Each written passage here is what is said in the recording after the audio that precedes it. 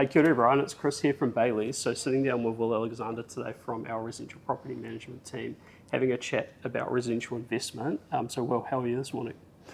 It's been a big year, Chris. I'm looking forward to Christmas. It's been a lot of changes per usual, with the Healthy Homes deadline in July. It's come and gone, and tricky old market out there. So it's been, we're pretty good, but big year for sure. Yeah, definitely looking forward to Christmas at this point. Oh yeah. Yes. Yeah. You subconsciously let yourself slow down a little bit, and everything starts catching up a little bit. But lots of good stuff happening out there, and looking forward to 2026. Yeah, sweet. No, that's good, man. So look, I guess context for this video is we just released our latest residential investment report, so we'll link that in the description.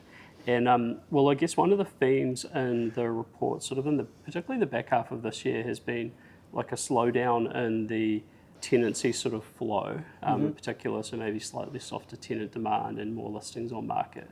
How are you seeing things sort of generally across the country at the moment? Yeah, exactly that. It has definitely slowed down in the second half of the year. We're not entirely sure why that is. I think there could be a combination of several factors.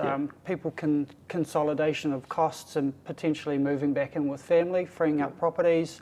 I've just been in Australia and Sydney all week with McGrath, and there is definitely a lot of people moving over there. So there's a little bit of that, but yeah, it has slowed down. But having said that, though, we watch it very closely, and one of the markers we watch is obviously the amount of listings online, but the days on market. And the days on market at the moment is about 22 days on average for New Zealand.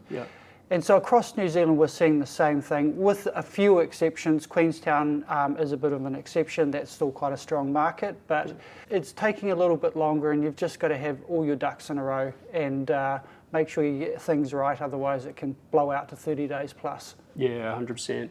And so if you're maybe an owner out there and you've got, a residential investment property or maybe multiple, and you're looking at 2026, what are some of the things that you'd have in mind in terms of making sure that rental stream's like continuing? Mitigating vacancy for sure. So there's no tolerance whatsoever now for lack of compliance, healthy homes, poorly presented properties. That's just not out there because people simply have choice. There's more properties on the market. So for landlords looking to rent their properties and to mitigate vacancy, obviously your property has to be compliant now. I mean, that's law. You have to present it in a good state, and if you've got tenants in place between 90 and 21 days before the end of the tenancy, you need to establish their intentions. Are they going to stay? Are they going to go? If they're going to go, you need to get that listed at least a month before they vacate. And negotiate with them to take people through to get some prospective tenants lined up. So it's just all those sorts of things. So you've got to market the property well. Gone are the days of the really shitty photography, right? Yeah, absolutely. The grainy upside down sort of angled shots. I mean, we've all got good phones nowadays with good cameras. There's really no excuse. So things like that, and make sure it's well presented. The benchmark always has been, would you live in there? And if you would, and you'd be comfortable, and when you move in, you don't have to clean the property. That's a really good starting point. Yeah, no, that's good tips, eh? And in terms of the outlook on the legislation and sort of regulation side of things, so we've had some changes this year. What are we sort of seeing, coming through over the next 12 months? Yeah, so there's been more big changes, as it always is continuously evolving. This year has seen quite a lot. We've seen the reinstatement of the 90-day no clause. You don't have to renew fixed-term tenancies, but as of the 1st of December, your tenancies are pretty much allowed pets. There are guidelines and reasonable reasons to say no, but this change also includes the ability to take a pet bond, which is an additional 2 weeks to the 4 weeks that you already take. And that's obviously to protect the landlord, that sort of thing. But you can't unreasonably deny it, and that's quite a big move for the rental market, right? Massive. Time will tell, and time will give us an understanding on how this will settle and what's fair and reasonable, and can someone reasonably say no?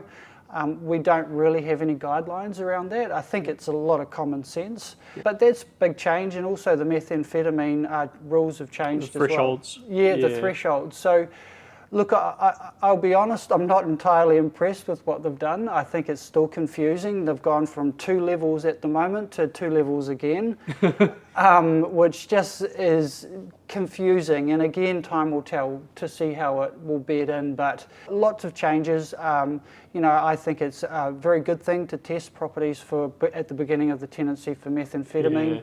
It just takes away any of the question marks, that sort of thing. And it also, for prospective tenants, because 99% of the population out there don't smoke methamphetamine, and it's nice for them to know that they're moving into a compliant property that's healthy and safe. Gotcha.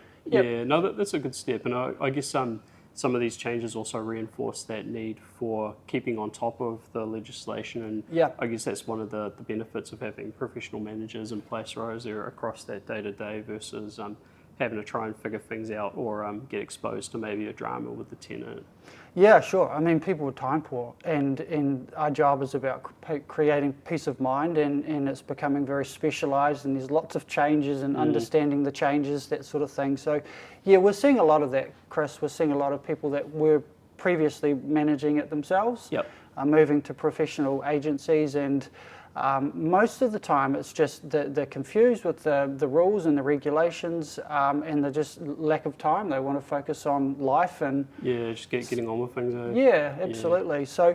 So lots of changes, and landlords just need to be aware of that. And I think if their properties are coming up for rent, their expectations on what the rent should be maybe continue at the same level, as opposed to, historically push it higher.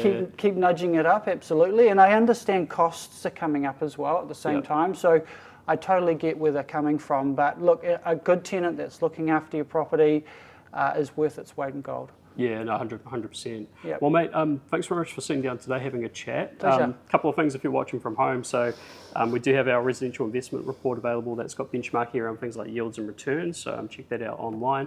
If you want to have a chat in the new year around your property management and that sort of thing, you're welcome to reach out to Will and the team at Bayleys Property Management. They'd be super happy to have a chat. So cheers, Will. Yeah, Sweet. Thanks, Chris. And we'll see you guys next time. See ya.